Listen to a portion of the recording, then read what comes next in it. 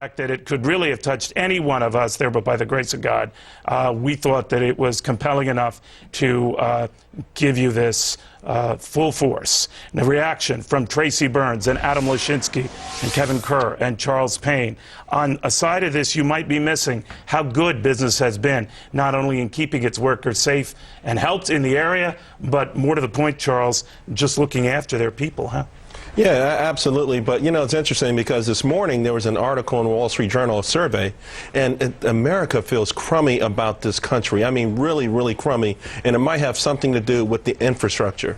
Last week, a steam pipe in New York, the levees didn't hold up in New Orleans. And these things seem to be magnified, but there are literally thousands of bridges across this country. But if one fails, like this one did, it sends a tremor throughout the nation, like you said, thereby, the grace of God, it didn't happen to any of us. So, there are two sides to the story. Unfortunately, the human toll of this is going to really dominate the headlines for a long time. Kevin, we're hearing a lot about businesses in the area that know that there was a major artery cut off for their employees to get to work.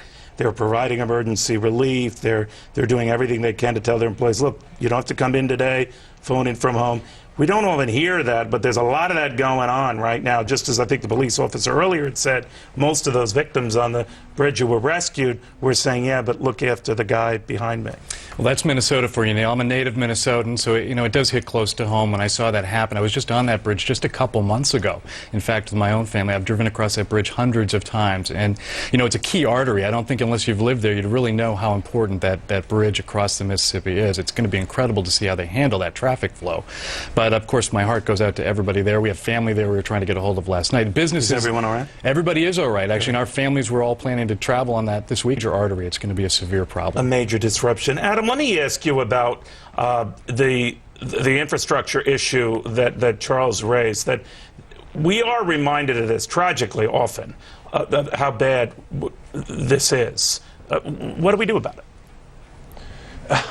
We try our very best to fix it. One of the great things about our country is that we are a very big country, and we have a lot of governments involved. One of the problems there, you heard some of the first responders talking about how there's at least 3 different agencies involved in everything that's going on here: the federal, the state, and local governments. And it's hard to get them to work together. We need to make sure that we do work together and get them the money and the attention that they need, that we need all across the country.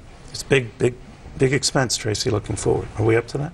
We have to be. We have no choice. If you need to keep this American spirit going, they have no choice but to rally and fix this. I think, just like 9/11, there's the aftermath, and then you go home and you kiss your family and you thank God you're alive and you move on. You have to keep going. I mean, I came over the George Washington Bridge today. You got to keep going forward. That's the beauty of the American spirit. All right, guys, I want to thank you all for your patience with all this breaking news.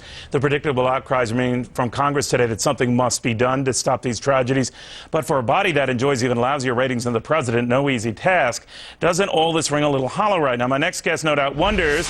Former House Speaker Dennis Hastert fears that Congress could be more focused on protecting its own structure than looking after the nation.